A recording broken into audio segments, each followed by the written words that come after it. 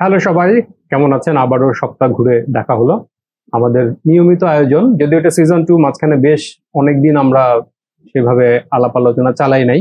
একটু মাঝখানে গ্যাপেরও দরকার ছিল, আমাদের প্রচুর স্টুডিও গোছানো সম্পর্কিত কাজ ছিল এবং অচিরেই কিছু ঘোষণা আসছে, দেখতে পাবেন শিগগিরই। তো এর আগে আমাদের আজকের এই ঢাকা কমিক্স আড্ডা, বা যেটাকে আমরা আড্ডা বলি বা পডকাস্ট বলে অনেকে, যেটাই বলুক, এটা একটা ক্যাজুয়াল আড্ডাই দিন শেষে। আমাদের সাথে আছেন অ্যানিমেটর সারা হোসাইন।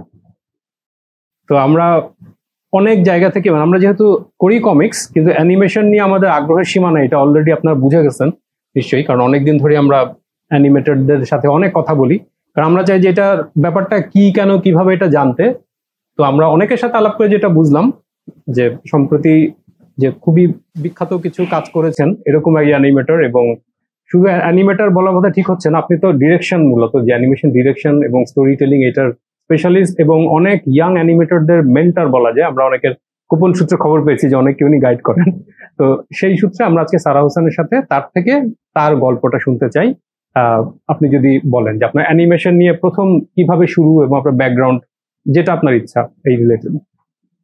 আমি ড্রয়িং এন্ড পেইন্টিং এ যখন পড়াশোনা করছিলাম ইউনিভার্সিটি চারুকলায়, তখন হচ্ছে এক ফ্রেন্ড আমাকে হায়াও মিয়াজাকি স্পিরিটেড ফিল্মটা দেখতে দেয়। তো ওই ফিল্মটা দেখার পরে আমার যেটা মনে হয় যে আচ্ছা, আমার আসলে অ্যানিমেশন করার কথা।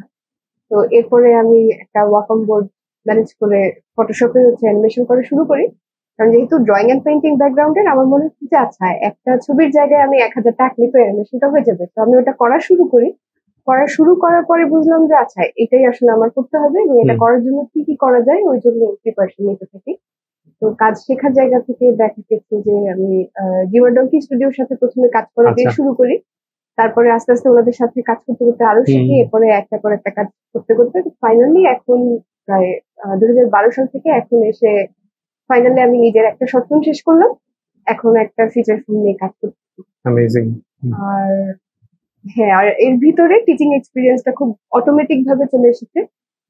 যে দেখা গিয়েছে যে স্বাভাবিকভাবে এটা হয় যে কথা বলতে গেলে একজন একজনের সাথে একটা এক্সচেঞ্জ ক্রিয়েট হয়, যে হচ্ছে আমি কিভাবে করছি, সে কিভাবে করছে। এটা করতে করতে দেখা গিয়েছে যে আমার মেন্টর যে ছিল, সেই মেন্টর মনে করলেন যে আমি টিচার হিসেবে ভালো হতে পারি। তো উনি যেটা করলেন, আমাকে ড্যাফোডিল ইউনিভার্সিটিতে একবার রেকমেন্ড করে দেন যে ওনার ইন্টারভিউ নেন, উনি হয়তো টিচার হিসেবে ভালো করবে।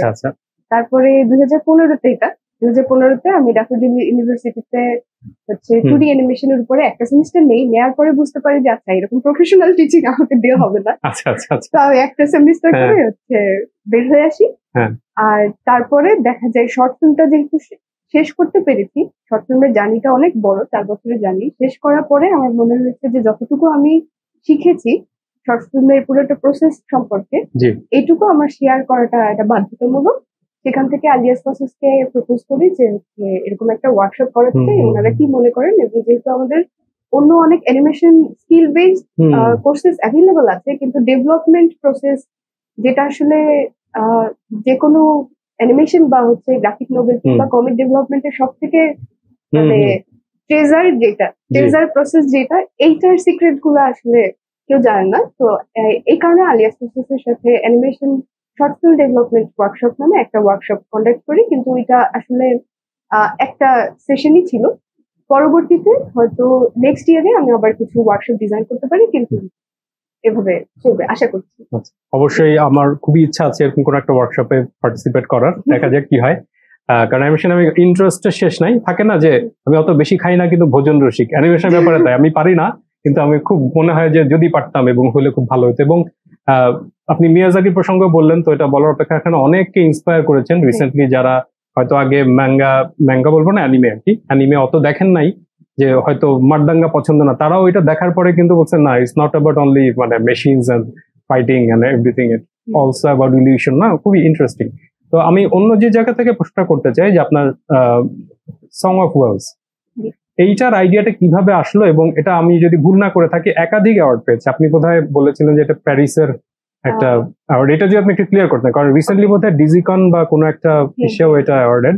তো এইটার পুরো জার্নিটা, যেটা আপনি টিম প্ল্যাটফর্ম নিয়ে বলবেন এবং আলিয়াসের সাথে কানেকশন, সেখানে আপনি এখন কিভাবে যুক্ত, এইগুলি আমরা জানতে চাই, কারণ এগুলি সবই ভাষা ভাবে জানি, আমি জানতে চাই আসলে যে ঠিক আছে। এটা আমরা টিম প্ল্যাটফর্ম নামে একটা স্টুডিও বানাই। এটা হচ্ছে 2018 সালে আমরা documentary, animation, live action, feature film এই ধরনের অনেক কিছু চেষ্টা করছিলাম, এবং টার্গেটে ছিল যে একটা 5 বছরের এক্সপেরিমেন্টেশন প্রসেস চলবে। ওখান থেকে আমরা আসলে এক্সিবিশনও অ্যারেঞ্জ করি। এক কদম নামে আমরা একটা এক্সিবিশনও করি, বেশ কিছু ফিচার ফিল্মের স্ক্রিপ্ট ডেভেলপ করি, অনেকগুলো প্রজেক্ট কখনো হয়নি শর্ট ফিল্মের, কিন্তু স্টোরি বোর্ড ছিল করা। আচ্ছা আচ্ছা। কিন্তু এরকম হচ্ছে অনেক প্রজেক্ট চলে যায়, এবং এগুলো করতে করতে দেখা যায় যে আমরা 3 জন অ্যানিমেটরকে হচ্ছে ওদের শর্ট ফিল্মও প্রডিউস করতে হেল্প করি। পারপাস ছিল যে ওরা ওদের শর্ট ফিল্মটা বানায়, ওদের পোর্টফোলিওটা স্ট্রং করবে, যাতে ওরা যে ইউনিভার্সিটিতে পড়াশোনা করতে চায় ফার্দার হায়ার স্টাডিজ ওটা করতে পারে। তো পরপর 3 বছর আমরা এটা করতে পারি। তারপরে হচ্ছে প্যান্ডেমিক শুরু হয়ে যায়। তো প্যান্ডেমিক হওয়ার পরে আমার মনে হয় যে আচ্ছা আমার নিজেরটাও করা দরকার। ওই তাগিদ থেকে হচ্ছে অনেকগুলো গল্প আসলে ডেভেলপ করা হয়েছিল, কিন্তু একটা বানানো হয় নাই। পরে ফাইনালি 2021 এপ্রিলে হচ্ছে আমি কক্সবাজারের একটা নিউজ, এটা সবাই দেখেছে যে কক্সবাজারে তিমি মাছ ভেসে আসছে। সরি, তিমি মাছ না, তিমি ভেসে আসছিল। তো এটা দেখার পরে আমার অন্যরকম একটা হার্ট ফিলিং হয়। এটার কারণ যেটা যে সবসময় দেখা যায় যে কোনো ধরনের মানসিক ভাবে যে কোনো ধরনের প্রবলেমে থাকলে বা হচ্ছে যে কোনো সিচুয়েশন যেখানে আমি মোটিভেটেড ফিল করি না, আমি ওয়েলের গান শুনি, তিমির গান শুনি এবং কাজ করি। তো ওইটা আমার একটা সিক্রেট স্পেশাল স্পেসের মতো ছিল। কিন্তু ওই নিউজটা দেখার পরে এবং ওখানে যেভাবে হচ্ছে প্রেজেন্টেড, যে দেখা গেছে যে অনেকেই খুবই খুবই স্বাভাবিক ভাবে নিচ্ছে ঘটনাটা। এবং তিমির বিষয় হচ্ছে যে ও তো এখন পৃথিবীতে এক্সিস্টিং সব থেকে বড় স্তন্যপায়ী প্রাণীর স্পিসিস একটা। সমুদ্র থেকে যখন হচ্ছে এরকম একটা তিমি ভেসে আসে, তার মানে কিছু একটা হচ্ছে ঝামেলা। যখন এরকম পরপর কয়েকটা তিমি আসে, এবং এরপরে আমি খেয়াল করলাম যে ওয়ার্ল্ড ওয়াইড যত সি বিচ আছে সবগুলো সি বিচে হচ্ছে এরকম মৃত তিমি ভেসে আসার হচ্ছে ঘটনা হচ্ছে। তখন জিনিসটা আমার কাছে মনে হয় যে আমি আমার সেফ স্পেসটা হারাই ফেলছি। এই গানটা যদি আমি আর না শুনতে পাই তাহলে আমার কি হবে এরকম একটা জায়গা থেকে। তো তখন আসলে ফিল্ম বানাবো এটা ভাবি নাই। আমি হচ্ছে অনেকগুলো যেই গানগুলো শুনে আমার অনেক সুন্দর ইমাজিনেশন আসতো, ওগুলো অনেক ভয়ঙ্কর হিসেবে আসা শুরু করলো। আমি ওগুলো আঁকতে থাকি।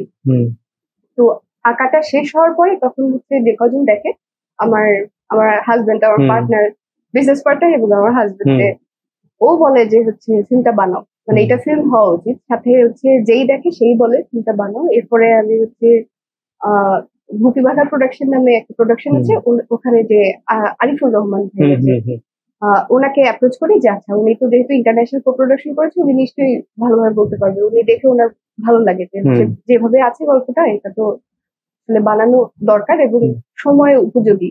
ওনার ভাষ্যমতে ছিল যে এটা ক্লাইমেট চেঞ্জ এবং ওশান রিলেটেড, এটা সময় উপযোগী। তো ওনার সাথে কনভারসেশনের থ্রুতে টিম প্ল্যাটফর্ম গুপি বাঘা মিলে জার্নিটা শুরু হয়। তারপরে দেখা যায় যেটা হয় যে এটার সময় চলে যাচ্ছে কিন্তু হচ্ছে আগাচ্ছে না।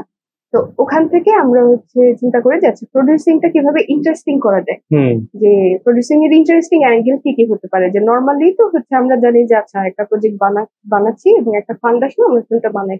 এটা না করে কারণ ওই ফান্ডটা কে দিবে এবং কেন দিবে, এটা তো রাইট। আমি এটা আসতে যাচ্ছিলাম যে হোয়াট এভার দ্য ফান্ড, সবই বুঝলাম। এটা আসলে এটা হয় না। তো ওখান থেকে আমি যেটা শিখি যে ইনকাইন্ড সাপোর্ট, যেটা ফিল্ম ইন্ডাস্ট্রি আসলে সব থেকে বেশি চলে ইনকাইন্ড সাপোর্টের থ্রুতে। 70% সাপোর্ট আসলে ইনকাইন্ড হিসেবে আসে। যেমন ধরেন আমি যদি সরাসরি ফিনান্সিয়াল কন্ট্রিবিউশন না করে আমি যদি বলি যে আমার কাছে আমার একটা টিম আছে, আমার টিম হচ্ছে আপনাকে 50 মিনিট অ্যানিমেশন করে দিতে পারবে। আচ্ছা, গায়ক সার্ভিস, যেমন গায়ক সার্ভিস দিলাম কোনোভাবে, সার্ভিস অথবা নেটওয়ার্ক, হয়তো রেকর্ডিংটা আমার স্টুডিওতে করতে পারেন, ওইটাই আসলে ইনকাইন্ড সাপোর্ট হিসেবে। পরে এখন আমি 4 বছর পরে এসে বুঝতেছি যে আচ্ছা পুরো ফিল্ম ইন্ডাস্ট্রি চলে ইনকাইন্ড সাপোর্টের উপরে। অ্যাকচুয়ালি ক্যাশ বলতে হচ্ছে খুব একটা কেউ ডিল করে না, ডিরেক্টলি ক্যাশটা ব্যবহার হয় শেষে মার্কেটিং এ গিয়ে। কারণ যাদেরকে মার্কেটিং এর জন্য নিচ্ছি তাদেরকে আমরা আসলে পে করছি সার্ভিসের জন্য, তারা আমাদের পার্টনার হিসেবে আমরা ওইভাবে দেখছি না। আর যদি তারাও পার্টনার হয় তখন হয়তো ওইটাও ইনকাইন্ড চলে যাবে। যাই হোক, এরপরে ইন্টারেস্টিং যে জায়গাগুলো হচ্ছে আমরা করতে পেরেছিলাম, যে গুপি বাঘার থ্রুতে উনি হচ্ছে আমাকে ইন্ট্রোডিউস করে দেয় যে ক্লাইমেট স্টোরি ল্যাব নামে একটা হচ্ছে ল্যাব হয়। ওইখানটাতে হচ্ছে আমি প্রথমে অ্যাপ্লাই করি, যে ওখানকার ওদের পারপাস হচ্ছে যারা এনভায়রনমেন্ট ইস্যু নিয়ে কাজ করছে তাদেরকে এডুকেট করা এই ফিল্মটা থেকে কিভাবে ওয়ার্ল্ডে ইম্প্যাক্ট হতে পারে। ফিল্মটা আমি একা একা বানালাম, ইউটিউবে দিলাম, ওটা একরকম, কিন্তু এই ফিল্মটা হচ্ছে কিভাবে কালেকটিভ অন্য যত হচ্ছে ফিল্ম আছে ওদের সাথে মিলে পলিসি ডেভেলপমেন্টে অথবা আরেকটু হায়ার জায়গাতে হেল্প করতে পারে। তো ওই একটা ল্যাব ওইখানে চান্স পাই, তারপরে হচ্ছে ওখানে কাজ করা শুরু করি। এটার সাথে কি ফ্রান্সের কোনো কোলাবোরেশন বা কিছু ছিল তখনও? আচ্ছা, ঠিক আছে।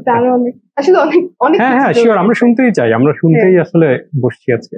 ওকে, তো এটা হ্যাঁ, তো ওই ল্যাবে হচ্ছে বিভিন্ন এশিয়ান অনেকগুলো দেশ থেকে পার্টিসিপেন্ট ছিল, ওখানে নেপালিজ ছিল, শ্রীলঙ্কান ছিল, ভুটানিজ ছিল, ইন্ডিয়ান ছিল, এবং সবার সাথে কথা বলে যেটা বুঝতে পারি যে যেটা আমি বই যেটা বানিয়েছিলাম ওটা আসলে কিছু হয় না।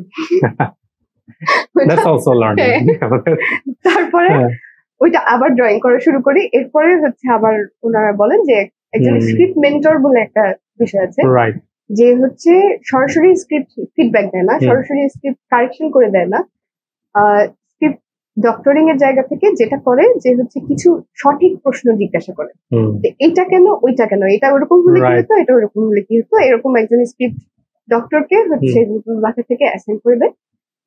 ওনার নাম হচ্ছে সৌরভ সারাঙ্গি, ইন্ডিয়ান, কলকাতার। আচ্ছা আচ্ছা। তো ওনার সাথে বাঙালি নাম শুনে বাঙালি মনে হচ্ছে, কলকাতার বাঙালি, তাই হ্যাঁ না পদবিটা আর কি আমি এনিওয়ে হ্যাঁ বলো। তো হচ্ছে ওনার সাথে কাজ করতে গিয়ে দেখা যায় আরো এরকম 4-5 রাত লেখার দরকার হয়, কারণ হচ্ছে যেটা আমার খুব সহজ ভাবে ছিল যে আমার টিমের গান শুনে আমি কষ্ট পাচ্ছি, আমি এই কষ্টটা শেয়ার করতে চাই, ওইটা এরপরে বিভিন্ন ধরনের প্রশ্ন চলে আসতে থাকে। ওইখানে হচ্ছে এনভায়রনমেন্ট কি, অ্যাকচুয়াল রিয়েলিটি কি, টিমের সাথে আসলে আমাদের ফিশারম্যানের কানেক্ট কি, এরপরে হচ্ছে ওনার সাথে এরকম 3-4 মাসের একটা প্রসেস, যে ওনার সাথে যখন হচ্ছে ওনার কাছ থেকে আমি যখন ফিডব্যাকটা নেই তখন আমি বুঝতে পারি যে আচ্ছা আমি শুধুমাত্র ইমোশন দিয়ে কনসিভ করতেছিলাম প্রজেক্টটা, কিন্তু আসলে জিনিসটা ভাঙতে হবে, অনেক ভাঙতে হবে, এবং আমাকে ওই জায়গাটাতে পৌঁছাতে হবে যেখানে আমার গল্প নিয়ে আমি যাতে 100% ক্লিয়ার থাকি যে আচ্ছা আমার এই বয়সে আমার এতটুকু ক্যাপাসিটিতে আমি এতটুকুই পারি এবং আমি এইটুকু বুঝে শুনে করতেছি, এটার কনসিকুয়েন্সেস আমি হচ্ছে একসেপ্ট করে নিব, এটার অ্যাকাউন্টেবিলিটি আমার। তো এটা নুহাসের সাথে হচ্ছে পরে হয়। তো এটা ছিল হচ্ছে আমাদের প্রডিউসিং টিমের পার্ট। এখানে সব থেকে ইন্টারেস্টিং প্রডিউসার যে হয় সে আসলে আলিয়াস প্রসেসের হচ্ছে আগের ডিরেক্টর যে ছিলেন ফসল গজো, তো ওনার সাথে এটা আবার ইন্টারেস্টিং যে আমরা এরকম যখন হচ্ছে প্রডিউসার টু প্রডিউসার হপিং করছি তখন হচ্ছে একই সাথে আমার তো দিন শেষে আঁকতে হবে, রাইট। তো ওইটার থ্রুতে ওখানে যাওয়া শুরু করার পরে উনি হচ্ছে জিজ্ঞাসা করে স্বাভাবিকভাবে পরিচয় হওয়ার পরে যে কি করা হচ্ছে, তো আমি বললাম যে অ্যানিমেশন করতেছি, অ্যানিমেশন শর্ট ফিল্ম বানাই। তো এইটা উনি অ্যানিমেশন শর্ট ফিল্ম বানাচ্ছি এইটা জানারও প্রায় এক বছর পার হয়ে গেছে। তারপরে গিয়ে আমি ওনাকে হচ্ছে যতটুকু যা কাজ আছে ওটা দেখাই যে আমি এরকম একটা এক্সিবিশন করতে চাই, এটা হচ্ছে শুধুমাত্র ডেভেলপমেন্ট ফেজটা নিয়ে, এটা হচ্ছে আলিয়াস যদি পছন্দ হয়। তো উনি কাজগুলো দেখে, ওনার পছন্দ হয়, বলে যে ঠিক আছে এটা তাহলে হচ্ছে করা উচিত। তো এরপরে আলিয়াসে এক্সিবিশনটা আমরা করি ফাইনালি গিয়ে 2023 জানুয়ারিতে। তো অলরেডি 2021-22 পার হয়ে গেছে। হ্যাঁ, তো জানুয়ারিতে যখন এক্সিবিশনটা করি তখন একটা কমপ্লিটলি অন্য ধরনের এক্সপিরিয়েন্স হয়, যে এতদিন যত ফিডব্যাক আসছিল সবকিছু শুধু টেক্সটের উপরে, তো শুধুমাত্র টেক্সটের উপরে ফিডব্যাক পাওয়া, আর যখন ইমেজটা পুরোপুরি দেখা যাচ্ছে, ইমেজের সাথে আমরা কিছু ইনস্টলেশন, রিসার্চ, নিউজ এগুলো রেখেছিলাম। তো তখন যারা নন ফিল্ম মেকার অথবা নন আর্টিস্ট যারা হচ্ছে ভিজিটর ছিলেন, যারা অ্যাকচুয়ালি আমার অডিয়েন্স, এরা এসে যখন হচ্ছে এক একটা কথা বলছিল ওইটার ইম্প্যাক্টটা কমপ্লিটলি ডিফারেন্ট, ডিরেক্ট একটা ফিডব্যাক। হ্যাঁ, এবং তখন আমি বুঝতে পারছিলাম যে আচ্ছা আমি এই কথাটা বলতে চাচ্ছি, এটা বোঝা যাচ্ছে, এটা আমি বলতে চাচ্ছি এটা বোঝা যাচ্ছে না, তার মানে আমার এটা ঠিক করতে হবে। এরকম করে করে হচ্ছে ওই এক্সিবিশনের 4 দিন অদ্ভুত রকম মানে সুন্দর ছিল, অদ্ভুত সুন্দর ছিল, কারণ ওইটা আসলে 2 বছরে যতখানি না প্রোগ্রেস হয়েছিল ওই একটা এক্সিবিশনে আসলে অনেকখানি টেনে নিয়ে যায়। এবং এটা আমি সবাইকে সাজেস্ট করবো যে ডেভেলপমেন্ট ফেজটা নিয়ে এভাবে এক্সিবিশন করা উচিত। যারা অ্যাকচুয়ালি আমার অডিয়েন্স তাদের সাথে আমার কানেকশন তৈরি হয়, ওখানে যদি 50 জনও আসে ভবিষ্যৎ অডিয়েন্স, খুবই ভালো একটা টিপস। ওই অডিয়েন্স ফিডব্যাকটা পাওয়ার পরে দেখা যায় যে মানে আমার অন্যরকম একটা সাহস কাজ করে যে এটা তো আসলে ছোট একটা ফিল্ম, আর কিছু না হলে আমি বসে বসে বানাই ফেলবো। আমি ডিসিশন নিয়ে নেই যে ঠিক আছে আমি হচ্ছে অন্য সমস্ত কাজ বিরতি দিয়ে আমি এখন এই ফিল্মটা বানাবো। তো তারপরে হচ্ছে এটা নিয়ে কনভারসেশন চলতে থাকে, আমি যে ফিডব্যাক গুলো পাই ওগুলো নিয়ে কাজ করতে থাকি। আর তার মধ্যে হঠাৎ করে একদিন হচ্ছে আমাকে আলিয়াস থেকে জানাই যে এরকম ফ্রান্সের প্রেসিডেন্ট আসছেন, তো তো ওনারা হচ্ছে বিভিন্ন মিডিয়া থেকে হচ্ছে কয়েকজন আর্টিস্টকে পছন্দ করেছে, যেমন হচ্ছে মিউজিক ইন্ডাস্ট্রি থেকে রাহুল আনন্দ। যেমন রাহুল আনন্দকে পছন্দ করার কারণ ছিল যে উনি হচ্ছে original Bangladeshi folk music instrument নিয়ে এক্সপেরিমেন্ট করেন, বানায়, উনি তো নিজেও বানান ইনস্ট্রুমেন্ট, মানে ইনস্ট্রুমেন্টটা উনি মেকারও। তো ওখান থেকে হচ্ছে ওনাকে পছন্দ করা হয়। উনিও আপনাদের ডিপার্টমেন্টেরই খুব সম্ভবত, হ্যাঁ, চারুকলা। হ্যাঁ। তো তারপরে হচ্ছে ভিজুয়াল আর্ট থেকে ছিলেন হচ্ছে কামরুজ্জামান স্বাধীন এবং ওনার পার্টনার মৌসুমী আপু। হ্যাঁ, ওনাদের যেটা বিষয়, ওনারা একটা ফুল কমিউনিটি নিয়ে আর্ট প্রজেক্ট করেন, ওনারা একা করেন না, ওনারা একটা ফুল কমিউনিটিকে হচ্ছে এম্পাওয়ার করছেন ওনাদের আর্ট থেকে, ওই কারণে ওনাকে হচ্ছে পছন্দ করেন। তারপরে আরেকজন ছিলেন আশফিকা রহমান, উনি ছিলেন ফটোগ্রাফি থেকে। তো ফটোগ্রাফি থেকে যিনি ছিলেন উনি অনেক, ওনার কাজ নিয়ে আসলে আমি অল্প করে বললে হবে না, ওনাকে হয়তো আরেকদিন ইনভাইট করব। না, শিওর শিওর, আমরা এইভাবেই মানে আমরা শিখছি আর প্রতিদিন জানছি নতুন করে এইভাবে। তো বাট উনি খুবই প্রমিনেন্ট একজন বাংলাদেশি আর্টিস্ট, এবং ফটোগ্রাফার হিসেবে ওনার যে দুর্দান্ত ভয়েস, কিউরেটর হিসেবে ওনার যে ভয়েস, এটা আসলে সবার শোনা উচিত এরকম, এবং উনি অনেক ভালো করছেন। এবং অ্যানিমেশন থেকে তখন দেখা যায় যে যেহেতু আলিয়াস প্রসেসে অলরেডি এক্সিবিশনটা দেখেছে, ওই এক্সিবিশনের উপরে বেস করে ওরা হচ্ছে আমাকে সিলেক্ট করে, এরপরে আমরা গেলাম ওখানে। তো ইমানুয়েল মাহমুদার সাথে তো আপনার দেখা হয়েছে। আচ্ছা, তো তখন হচ্ছে কালচারাল মিটিংটা এমন ভাবেই করা হয় যে আমরা আর্টিস্টরা যারা ছিলাম আমরা হচ্ছে শেয়ার করি যে আমরা কে কি নিয়ে কাজ করতেছি, কোন মিডিয়াতে কাজ করতেছি, আমাদের ভবিষ্যৎ পরিকল্পনা কি। তো ওইটা শোনার পরে উনি হচ্ছে আমরা কে কি স্বপ্ন দেখি এগুলো হচ্ছে জানতে চান, এবং হচ্ছে তখন অনেক প্রশংসা করেন যে প্রজেক্টটা করছি, কারণ ওশেন নিয়ে আসলে ফ্রান্স অনেক অ্যাক্টিভ, এবং হচ্ছে ওয়েল নিয়ে স্পেশালি যত ধরনের পলিসি ডেভেলপ হচ্ছে গ্লোবালি, এটা নিয়ে ফ্রান্স সবসময় অ্যাক্টিভ ছিল। এবং ক্লাইমেট চেঞ্জের এই লাস্ট এটা তো ওদের এখানেই হলো না, মানে জলবায়ু সম্মেলনটা। এবং আচ্ছা, ওখানে আসতেছি। তো তখন হচ্ছে প্রেসিডেন্ট সাজেশন দিয়ে যান যে এই প্রজেক্টটা ভালো, এটাকে হচ্ছে কিভাবে সাপোর্ট দেওয়া যায় ওখান থেকে। এবং উনি যখন জানতে পারেন যে হচ্ছে এটার পরে একটা ফিচার ফিল্মও ডেভেলপ করবো, তো ওরা এভাবে চিন্তা করে যে ঠিক আছে, যতটুকু সাপোর্ট দেওয়া যায় আমাকে এনাবল করার জন্য যতটুকু ওরা ওদের দিক থেকে করতে পারে। সেখান থেকে দেখা যায় যে পরে আলিয়াস প্রসেসের ডিরেক্টর তখন হচ্ছে আমাদের কো প্রডিউসার হিসেবে কনফার্ম করেন যে ঠিক আছে উনি কো প্রডিউসার হবেন, এবং কো প্রডিউসার হিসেবে উনি হচ্ছে বিভিন্ন জায়গায় ইন্ট্রোডিউস করানো, যেটা যে হচ্ছে অনেকের সাথে হচ্ছে যোগাযোগ করিয়ে দেন যেখানে হচ্ছে নলেজ ইনপুট অনেক বেশি। এর মধ্যে কি স্টুডিও গবলিন্স ছিল বাই এনি চান্স? হ্যাঁ, গবলা স্কুল ছিল।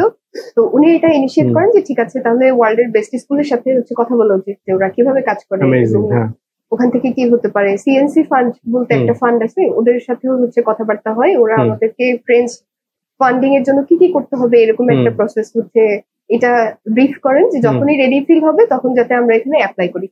এটা ফান্ডটা পাওয়া যাবে কি যাবে না এটা পরের বিষয়, কিন্তু হচ্ছে অ্যাপ্লাই করার জন্য কি কি করতে হবে ওই সুযোগগুলো ওরা আর কি ইন্ট্রোডিউস করে। তো এরপরে হচ্ছে এটা গেল, তারপরে হচ্ছে মেটিস আর্ট গ্রান্ট নামে একটা গ্রান্ট আছে, ওখান থেকে ওরা আমাদের শর্ট ফিল্মের জন্য একটা হচ্ছে, এটা কি আরি মাতিস যে ওনার নামে কি মানে পেইন্টার মেবি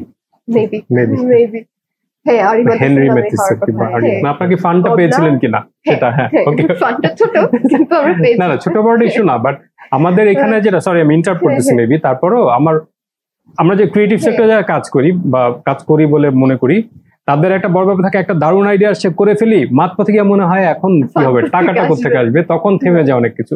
তো এটা দারুণ যে আপনি আপনার একটা খুবই একটা কি বলে যে পার্সোনাল একটা ফিলিংস থেকে একটা প্রোডাক্ট, মানে পুরো জার্নিটা খুব মুগ্ধ হয়ে শুনছিলাম যে কোত্থেকে কোথায় কিভাবে, এবং কেউ যদি ওইভাবে চায় কিভাবে ডটগুলি কানেক্টেড হয়ে যায়। যেমন এটার অ্যাওয়ার্ড যেটা ওইটা নিয়ে যদি আপনি বলতেন যে আপনার ওই সময়ের অনুভূতি এবং ওইটা আসলে কি অ্যাওয়ার্ড ছিল, ওইটা আপনাকে মানে ওই প্রজেক্টটার থেকে আপনি কিভাবে আরো ইন্সপায়ার্ড হচ্ছেন, নতুনটা করছেন এইরকম যদি, কারণ আমি শিওর যে যারা শুনছে এখানে অনেকেই potential animator, storyteller and comic book artist, তো তাদের জন্য যদি আপনি মাথায় রেখে বলেন যে এমন না যে আপনি যা করেছেন ওইটাই ফলো করতে হবে as it is point to point, সেটা না, বাট এখন যদি এরকম আমি শিওর যে অনেকে এরকম একটা অরিজিনাল আইডিয়া আছে, তো তাদের কি করবে, আপনি আপনার অ্যাওয়ার্ডের স্টোরিটা আমাদের বলেন যে কিভাবে এটা হলো এবং এই মুহূর্তে আপনার প্ল্যানটা কি, দেন যদি আপনি ওদের উদ্দেশ্যে কিছু বলতেন। ওইটা যেটা হয় ওদের প্রসেস যেটা যে ওরা হচ্ছে প্রতি বছরই এরকম একটা কল ছাড়ে, কিন্তু ওদের ফ্রেঞ্চ কিছু ফান্ডের বিষয় আছে যে পার্সোনাল কানেকশন থেকে হচ্ছে ওরা রেকমেন্ডেশন লেটারের ভিত্তিতে ফান্ডটা দেয়। তো ওখানের জন্য হচ্ছে আমি যেটা পরে স্টাডি করে দেখলাম যে ওখানের জন্য ফ্রেঞ্চ ইনস্টিটিউটের সাথে আগে থেকে যদি সম্পর্ক থাকে তখন ওখান থেকে রেকমেন্ডেশন যায়। যেমন পরে আমি বুঝলাম যে আমি যদি আলিয়াসে এক্সিবিশনটা না করতাম তাহলে ওরা আমাকে রেকমেন্ড করতে পারতো না, কারণ যত ভালোই কাজ করি না কেন ওদের তো ওনারশিপ থাকতো না। এক্সিবিশনটা ওখানে করাতে ওদের একটা ওনারশিপ, তো এটা ওদেরই মানে ওদের হিসেবে ওরা প্রেজেন্ট করতে পারছে। ওদের এক্সিবিশন হয়েছে, ওদের ওখানে একটা হচ্ছে ইনিশিয়েশন হয়েছে, সেই হিসেবে ওরা রেকমেন্ডেশন টা দিয়েছে। তো ওখান থেকে এটা বুঝতে পেরেছি। এবং পরে আমি অনেকগুলো হচ্ছে রেসিডেন্সির খবর পাই ফ্রান্সে হচ্ছে আছে সিতে ইন্টারন্যাশনাল দিস আর্টস নামে একটা হচ্ছে রেসিডেন্সি, অনেক ধরনের ফান্ডিং এবং হচ্ছে রেসিডেন্সি ওদের অ্যাভেলেবল, কিন্তু ওখানেও বিষয়টা একই যে ফ্রেঞ্চ ইনস্টিটিউট থেকে একটা রেকমেন্ডেশন যাইতে হবে।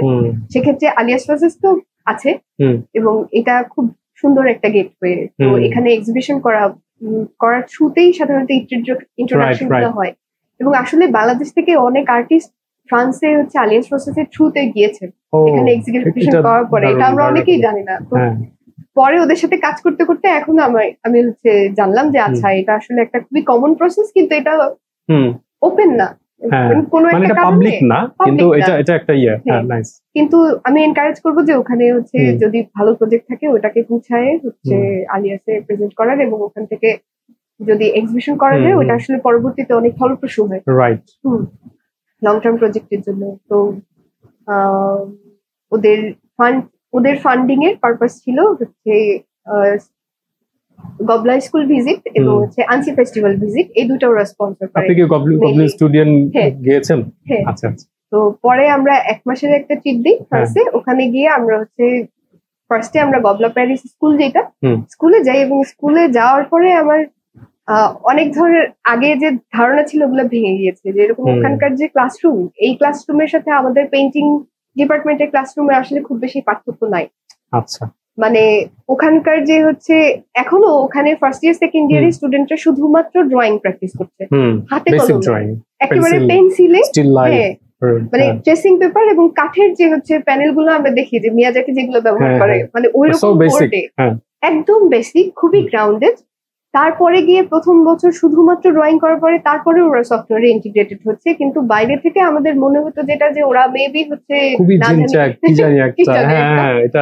এবং সারপ্রাইজিংলি আমাদের চারুকলার যে অ্যানিমেশন ল্যাব আছে এখন, বা হচ্ছে যে কয়টা ল্যাবই বাংলাদেশে হয়েছে সবগুলো ল্যাবের টেকনোলজিক্যাল এবং হচ্ছে গ্যাজেটের জায়গা থেকে হচ্ছে অনেক হাই কোয়ালিটি। মানে এটা আমরা ওই দিক থেকে কোনো পিছায় নাই, ওই দিক থেকে আমরা পিছায় নাই। কোথায় পিছায় আছি? আমি পরের প্রশ্ন পরে যেটা বুঝলাম আমরা পিছায় আছি আমাদের কারিকুলামের জায়গা থেকে, যে ওদের টিচিং মেথডটা খুবই অর্গানিক। ওরা যেটা করে, ওরা টাইমের সাথে সাথে সফটওয়্যার আপডেট করুক বা না করুক, ওরা টাইমের সাথে সাথে নতুন জেনারেশনের সাথে সাথে ওরা কারিকুলাম আপডেট করে কন্টিনিউয়াসলি। স্টুডেন্টের ফিডব্যাক নেয়, প্রতি বছরের স্টুডেন্টরা যে ফিডব্যাকটা দিচ্ছে ওটা পরের বছরই অ্যাপ্লাই করে। আমাদের এখানে যেটা হচ্ছে যে আমরা কম্পিউটার নতুন মডেল আসলে আমরা ওটা কিনতেছি, কিন্তু হচ্ছে থট প্রসেস আগেরটাই রেখে দিচ্ছি। তো আমরা হচ্ছে এইটা, তো এই আন্ডারস্ট্যান্ডিংটাই ওখান থেকে হচ্ছে পাওয়া। এরপরে যখন হচ্ছে আনসি ফেস্টিভ্যালে গেলাম, আনসি ফেস্টিভ্যালে ওখানে হচ্ছে সব জায়গা থেকে অনেক দেশ থেকে হচ্ছে অনেক পার্টিসিপেন্ট আসে, সবাই স্টল নিতে পারে। এবং ওখানে গিয়ে বুঝলাম যে আসলে যে কেউ এই স্টলটা নিতে পারে, মানে আনসিতে এটা বুকিং দেওয়ার জন্য পেমেন্ট করে সুন্দর করে হচ্ছে স্টল নিলে আমরা এখানে যেভাবে মেলা করি একই রকম।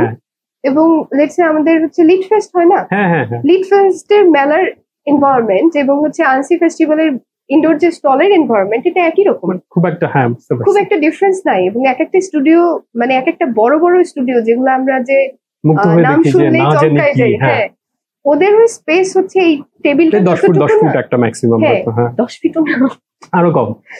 এটা তাই কমিকনেও কিন্তু তাই, কমিকনে যে আমরা খুব মানে মাস্টার ক্লাস আর্টিস্ট গিয়ে দেখা যায় যে 5 ফুট একটা টেবিল নিয়ে বসা, এইটাই। এবং ওখানেও এইটাই আমি দেখলাম যে ওরা এক একজন মানে পাশ থেকে হচ্ছে একজন বড় ফিল্ম মেকার চলে যাবে, আপনি বুঝতে পারবেন না যে একজন বড় ফিল্ম মেকার বা কিছু, যেটা আমাদের এখান থেকে দূর থেকে আমরা অনেক কিছু মনে করি যে মেবি কিরকম না কিরকম। এবং সব থেকে ইন্টারেস্টিং ছিল যে ইসাবেল হারগুয়েরের সাথে আমাদের দেখা হয়ে যায়। উনি হচ্ছে সুলতানাস ড্রিম বানিয়েছেন। তো উনি হচ্ছে খুবই খুবই হাম্বল, খুবই জলি এবং খুবই হচ্ছে হার্টফেল্ট একটা মানুষ। এবং ওনার সাথে কথা বলে দেখলাম যে আসলে ওরা না কাজের বাইরে অন্য কিছু নিয়ে ভাবেই না, মানে কাজটা কিভাবে হবে, ফান্ডিং কোত্থেকে আসবে, এগুলো নিয়ে চিন্তাই করে। সো ডেডিকেটেড, মানে এইটাই তার লাইফ। এটা ইন আ নাটশেল এটাই তার লাইফ, কাজটাই তার জীবন। ওনার কাছ থেকে একটা সুন্দর হচ্ছে প্রসেস আমি শিখি, এটা সবার জন্য জরুরি।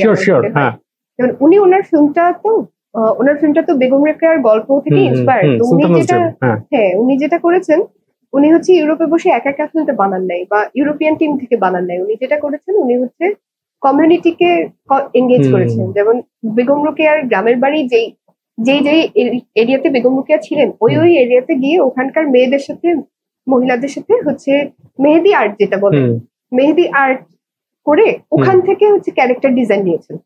ওইটা সরাসরি ওনার ফিল্মে ব্যবহার করেছেন, একদম গ্রাউন্ড থেকে। তাতে করে ফিল্মটা না অন্যরকম একটা সৌন্দর্য পায়, যেটা আমরা এখানে সাধারণত করি না। যে আমার যদি কক্সবাজার নিয়ে স্টোরি হয়, আমার কিন্তু মাথায় এটা কাজ করে না যে আমি কক্সবাজারে গিয়ে বাচ্চাদের সাথে ড্রয়িং করি না কেন, এটা হঠাৎ করে মনে হয় না বা নানাবিধ কারণে করা হয়ে ওঠে না।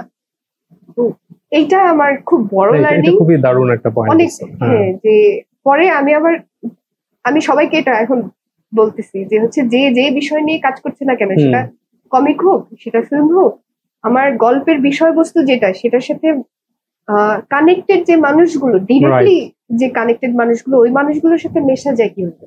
কারণ আমি তো ওর থেকে নিচ্ছি, আমি ওর গল্প নিচ্ছি, গল্প নিয়ে আমার, কিন্তু আমি আসলে জানি না, দেখা যাচ্ছে আমি আমার মতো একটা জিনিস বানিয়ে ভাবছি। মানে আমি যে ওর থেকে নিচ্ছি, এটার বিনিময়ে আমি ওকে কি দিচ্ছি। কারণ আমি আমার ফিল্ম বানায় ফান্ড পেলাম, তাতে ওর কি। এইটা বোঝার পরে আমি আসলে অনেক লজ্জা পাইছি। কারণ এইটা না, আমি নিজের ফিল্ম বানাতে গিয়েও আমি এই ভুলটা করেছি। যেমন আমি কক্সবাজারে হচ্ছে টিম নিয়ে হচ্ছে আমরা সবাই মিলে হচ্ছে কক্সবাজারে গিয়েছি, ওখানে ফিশারম্যানদের সাথে কথা বলেছি, মিশেছি, কিন্তু আমরা আসলে ওখানে কোনো ওয়ার্কশপ করাইনি। ওদের সাথে কোনো ইন্টারঅ্যাকশন আছে ফর্মাল হয়তো, মানে ফর্মাল, অলমোস্ট লাইক টুরিস্ট। এইটা আমার মনে হয় এই ভুল আমি আর দ্বিতীয়বার করবো না। আমি অবশ্যই হচ্ছে এরপরে মানুষের সাথে মেশার চেষ্টা করবো, কারণ এটা দায়বদ্ধতা যে আমি ওর গল্প নিচ্ছি, আমি ওর জায়গা নিচ্ছি আমার গল্পের জন্য। তো আমার এটা responsibility to give something back, এরকম। ফ্যান্টাস্টিক। ইয়াংদের প্রতি আপনার সাজেশন কি, যদি আমি দুই এক পয়েন্ট, কারণ ওই যে বললাম যে ফার্স্ট ডেই তো হয়তো অনেকের ফান্ড মাথায় আসবে, বা যদি অন্য ভাই বলি ইয়াং যারা আপনার কাছে আসে বা করে, আপনি তাদের কি কি ইস্যু দেখেন যেটা আসলে সলভ করলে সে আরো অনেক ভালো করবে, এরকম কিছু যে এটা এড়ালে ভালো হয় না? আমরা যেমন আর্টিস্ট আসে, আমরা বলি যে তোমার ড্রয়িং প্রতিদিন তোমাকে আরো ড্রয়িং করতে হবে। যেমন অনেকে আমাদের কাছে আসে যে এটা ছাপতে হবে, কিন্তু আমরা দেখি যে মেবি নট দ্যাট গুড, তুমি আরেকটু কাজ করো। মেবি এটা হচ্ছে আমাদের সবচেয়ে কমন বলা, যে এটা আরেকটু দেখো, আরেকটু পড়ো। এরকম কোনো আপনার অ্যানিমেশন নিয়ে ইন্ডি বেসিক্যালি, মানে কারণ যারা অলরেডি স্টুডিওতে কাজ করে তারা তো একটা এনভায়রনমেন্ট বা একটা ওয়ার্কফ্লোতে আছে, ইন্ডিদের জন্য আপনার যদি এরকম কিছু বলার থাকে। এটা যেটা আমি দেখলাম যে হচ্ছে প্রথমে নিজেকে শিওর হতে হবে, মানে নিজের ভিশন নিয়ে নিজের 100% ক্লিয়ার থাকতে হবে যে আমি এইটাই বানাইতে চাই। এবং এইটা বানাইতে চাও বলতে কি, যে অনেকেই আইডিয়া নিয়ে ব্যস্ত যায়, শুরুতেই একটা আইডিয়া নিয়ে ব্যস্ত যায়, কিন্তু আমি আস্তে আস্তে করে শিখলাম যেটা, যে আসলে একটা কথা থাকে যে কথাটা আমার বলতেই হবে। কথাটাকে ঠিক রেখে গল্প চেঞ্জ হতে পারে, আইডিয়া চেঞ্জ হতে পারে। তো ফার্স্টেই আমি যতগুলো মানুষকে দেখেছি যে হচ্ছে আটকায় যাচ্ছে, যেটাকে আমরা বুঝি যে আটকায় যায়, ব্লকে পড়ে যায় বা আগায় না দিগায়, এটা হওয়ার মেইন কারণই থাকে এটা যে সবাই হচ্ছে গল্প অথবা আইডিয়া নিয়ে লকড হয়ে যায়। আচ্ছা, কথার দিকে ফোকাস কম থাকে। কিন্তু যতগুলো আমি ভালো প্রজেক্ট দেখেছি, যেমন এই যে মিয়াজাকির যতগুলো ফিল্ম, তারপরে আরো যেই সুন্দর ফিল্মের কথাই বলি, যে এখন আমি প্যাটার্নটা খেয়াল করতেছি যে সবাই কথাটাতে ফিক্স থাকে, যে একটা কথা থাকে, মানে একটা সিম্পল একটা কথা থাকে, সেই কথাটাকে ঠিক রেখে বাকি সবকিছু আসলে চেঞ্জ করা যায়। এটার সহজ ইংলিশে কিভাবে বলা যায়, change your plans not your goal. আচ্ছা আচ্ছা। তো গোলটা যেন আমি ফিল্ম মেকার হবো এইটা না হয়, গোলটা জানি এইটা হয় যে আমি কি বলতে চাচ্ছি, আমি কি কথাটা বলতে চাচ্ছি, এই ফিল্মটা দিয়ে একটা অডিয়েন্স আসলে কি কথাটা বুঝলো। যেমন সহজ এক্সপিরিয়েন্স, যেমন কুংফু পান্ডার যদি আমি এক্সাম্পল দিই, কুংফু পান্ডা নিশ্চয়ই সবাই দেখেছে। কুংফু পান্ডার ভিতরে একটাই কথা থাকে, সেটা হচ্ছে there is no secret recipe. এই একটা কথা বলার জন্য বাকি সমস্ত কিছু যতবার লাগে চেঞ্জ করতে করতে করতে করতে ওই একটা কথা এইভাবে ইম্প্যাক্ট ফেলেছে। এবং এখন পর্যন্ত সবাই যারা যারা কুংফু পান্ডা দেখছে সবার এটা মনে আছে যে মানে you just have to believe it's special. এবং এটা হচ্ছে সেকেন্ড সাজেশন, যেটা ইউ হ্যাভ টু বিলিভ, যে একটা কথা থাকবে এবং ওই কথাটা special, you have to believe it. এইটা প্রথম আসলে। এটা যদি ঠিক থাকে না তাহলে হচ্ছে বাকি সবকিছু কেমনে কেমনে জানি হয়ে যায়। মানে এটা অটোমেটিক হয় আর কি। আর আপনার টেকনিক্যাল কোনো সাজেশন, কারণ এখন তো মূল আমরা যেটা দেখি যে ড্রয়িং কি করবো তার চেয়ে প্রথম কোয়েশ্চেন হয় যে কি সফটওয়্যার কি এরকম কোনো আপনার কোনো মানে মেবি আমি জানি না আপনার গাইডেন্সটা কি হবে, যে হতে পারে যে এই সফটওয়্যার ইউজ করো অথবা হতে পারে সফটওয়্যার নিয়ে ভেবো না, আমি জানি না, মানে সফটওয়্যার নিয়ে ভাবার দরকার নেই আসলে। আচ্ছা, বাট মানে অ্যানিমেশন তো খুবই টাইম কনজিউমিং, সেই ক্ষেত্রে কোনো সাজেশন যে এই ধরনের ওয়ার্কফ্লোতে গেলে মেবি ইন্ডি যারা, আমি তাদের টিম নিয়ে যারা করছে না, একজন দুইজন একজনই আর কি বেসিক্যালি ইন্ডি বলতে, যদি একজন যখন একটা মানুষ একা ফিল্ম বানাচ্ছে না তখন ফ্রিডমটা আসলে সবথেকে বেশি। যদি মন চায় যে আমি হাতে এঁকে বানাবো হাতে এঁকে বানাবে, যদি মন চায় আমি সফটওয়্যারে বানাবো আমি সফটওয়্যারে বানাবো, যদি আমার ইচ্ছা হয় যে আমি ভিআর নিয়ে এক্সপেরিমেন্ট করবো আমি ভিআর নিয়ে এক্সপেরিমেন্ট করবো, একটা না একটা উপায় বের হয়েই যাবে, ডেডলাইন নাই মেবি। হ্যাঁ মানে যেহেতু আমি ফ্রি। আবার যদি এফিসিয়েন্সির কথা আসে, যেমন অনেকেরই হচ্ছে সবার তো রিয়েলিটি একরকম না, অনেকেরই হচ্ছে প্রেশার হয়ে যায় যে আমার ইনকাম করতে হবে, আমার ফ্যামিলি চালাতে হবে, আমার এই বছরই বাইরে অ্যাপ্লাই করতে হবে, এই ধরনের চাপ আসলে সত্যি মানে এগুলো রিয়েলিটি। সেক্ষেত্রে আমার সাজেশন হচ্ছে যে সব থেকে যেটাকে কমফোর্টেবল মনে হয় যদি এটা যেকোনো কিছু তার জন্য যেটা ওখানে হচ্ছে কথাটা কি বলতে চাচ্ছি, আমার হচ্ছে অ্যানিমেশনের বেসিক প্রিন্সিপাল গুলো ঠিকভাবে অ্যাপ্লাই হচ্ছে কিনা, এই দুইটা জিনিস ঠিক রেখে আসলে যে কোনো কিছু এক্সপেরিমেন্ট করা যায়। আমাদের যেটা হয় যে আমরা অনেক কিছু নিয়ে পারফেকশনে যেতে চাই, কিন্তু হচ্ছে পারফেকশন এটা মানুষ পারফেক্ট না, মানুষ কখনো পারফেক্ট হবে না, আমরা অ্যানিমেটররা সবসময় পারফেকশন চাই কিন্তু এটা সম্ভব, এটা আসলে এটা আমাদের লিমিটেশন বা এটাই আমাদের মেবি বিউটি বা ইউনিক ব্যাপার, যেটাই মানে যে আমাদের বিউটি হিসেবে বলবো, আমরা লিমিটেশন বলবো না। আপনি কোন সফটওয়্যার বা যদি আমার এটা আমার পার্সোনাল কৌতূহল যে কি প্রসেসে কাজ করেন, খুব ডিটেইল না বলে যে থাকে না যে আমি অ্যাডোবি ফ্ল্যাশ, এখন তো ফ্ল্যাশ না অ্যানিমেটে কাজ করি বা হ্যাঁ আপনি কোটাতেই করেন? আমি এটাতেই করেছি, শর্ট ফিল্মটা আমি অ্যানিমেশন বানিয়েছি। আচ্ছা, তখন হচ্ছে আমাকে অনেকেই সাজেশন দিচ্ছিলেন যে অন্য অনেক সফটওয়্যার আছে, কিন্তু আমি বলছিলাম যে না, আমি যেটাতে কমফোর্টেবল, গল্পটা বলা, আমি অ্যানিমেশন এত বছর ধরে করেছি, আমি এটাতেই করব, যেটাতে কমফোর্টেবল, আমার মেইন উদ্দেশ্য গল্পটা বলা। তো ওখান থেকে ওটাতেই থাকা। আর পেইন্টিং নিয়ে যেহেতু আমার অনেক বায়াস আছে হ্যান্ড পেইন্টিং, তো আমাদের ব্যাকগ্রাউন্ড আর্টিস্ট যে ও সবগুলো ব্যাকগ্রাউন্ড হচ্ছে হাতে পেইন্টিং করেছে, এটা পরে কখনো এক্সিবিশন হলে আমি ওর কাজগুলো না, অনেক খাটনির কাজ আপনার, যেটা যেভাবে সহজে আমরা শুনে ফেললাম এইটুকু সময়ের মধ্যে, খুব ডিটেইল বলেছেন, এর জন্য ধন্যবাদ। আমরা প্রায় শেষের পর্যায়ে, তো এইখানে আপনি যদি আমরা যদি ভুল না করে থাকি, আপনি এই সং অফ ওয়েল থেকে ইন্সপায়ার্ড বলবো নাকি একদম অ্যাডাপ্টেশন বলবো, সেটা একটা গ্রাফিক নভেলের কথাও ভাবছিলাম, তো সেটার কোনো আপডেট বা কোনো কিছু শেয়ার করতে চান কিনা? এটা হচ্ছে এটা আসলে সং অফ ওয়েলসের পরে যে ফিচার ফিল্মটা হওয়ার কথা, সং অফ ঝিনুক, সং অফ ঝিনুক নিয়ে। তো এটার গল্প অনেক লম্বা হয়ে গেছে অলরেডি, কারণ আমরা যে গ্রাফিক নভেল কি আপনার আগে অনেক ক্ষেত্রে আমরা দেখি অনেক আগে বের করেন, আপনার এরকম কোনো প্ল্যান আছে কিনা? কারণ সেক্ষেত্রে আমরা ঢাকা কমিক্স এখানে আছি, সো ইউ ক্যান কোলাবরেট, আমরা will be happy to, will be glad to. হ্যাঁ, যদি এরকম কোনো, কারণ আমার মনে হয় যে দুইটা আলাদা না, মানে আমরা যেই জনরা কাজ করছি, যে কারণে আমরা অ্যানিমেশন নিয়ে প্রচুর ইন্টারেস্টেড, যে এটা হচ্ছে স্টিল লাইফ, ওইটাই সাউন্ড, ইমোশন, মিউজিক, এবং মেবি আমাদের প্যানেল অনেক ফ্লেক্সিবল, ইচ্ছা মতো লম্বা চিকন স্প্রেড করতেছি, ওইখানে হয়তো সেটা একটা কি বলে এইচডি বা কোনো একটা রেশিওতে আসলো, মানে ফিক্সড প্যানেল। এছাড়া তো আসলে গল্প তো গল্পই, হ্যাঁ একই, জাস্ট আপনার এখানে মিউজিক এবং মুভি হচ্ছে আরো হায়ার জনরা, আমি বলবো যে একটা যে, তো আমরা খুবই খুশি হবো এবং আমরা মানে মুগ্ধ হয়ে অলরেডি। আচ্ছা, এটা কি মানে যারা এটা শুনছে তারা কি এটা মুভিটা কি দেখতে পাবে? এটা কি কোথাও ফ্রি স্ট্রিমিং আছে কোথাও শর্ট ফিল্মটা, নাকি এটা খুব করে চাচ্ছি যে আমাদের যে ঢাকা ইন্টারন্যাশনাল ফিল্ম ফেস্ট আছে ওখানে ফিল্মটা স্ক্রিনিং হোক, আমরা সাবমিট করেছি, এখন দেখা যাক। আচ্ছা, বাট ট্রেইলার তো আমরা এটা কমেন্টে দিয়ে দিতে পারবো, ট্রেইলারটা, এবং এটার অ্যাবাউট যেটা আলিয়াস প্রসেস ঢাকার সাইটে বোধহয় বেশ কিছু ডিটেইল আছে, এটা ব্যাকগ্রাউন্ড, হ্যাঁ এটা তাহলে আমরা এটা দিয়ে দিব। আর গ্রাফিক নভেল নিয়ে আর কোনো কিছু, এটা কবের মধ্যে করতে চান বা কি করতে চান? গ্রাফিক নভেলটা যদি সম্ভব হয় পরবর্তী বইমেলা টার্গেট করে করা হচ্ছে, এবং এটা বিষয়টা এরকম যে এটারও ডেভেলপমেন্ট নিয়ে আসলে অনেক সময় যাচ্ছে। 2022 জুন মাসে প্রথম ড্রাফটটা লেখা হয়, তারপরে 2023 এটা একটা অ্যাওয়ার্ডও পায়, এবং অ্যাওয়ার্ড পাওয়ার শর্তই এটা থাকে যে আমি যাতে এটাকে বই করি, যে শর্ট ফিল্মটা বানানোর আগে বই করেছিলাম, এবং এটা অবশ্যই গ্রাফিক নভেল বানাতে হবে। এটা কি একটা পিচ, পার্ট অফ পিচ?